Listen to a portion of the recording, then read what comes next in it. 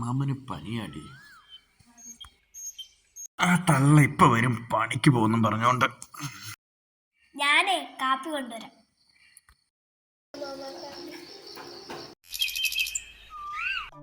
ഈ സൂര്യൻ ഉറക്കമൊന്നുമില്ലയോ? എന്റെ ശിവനെ,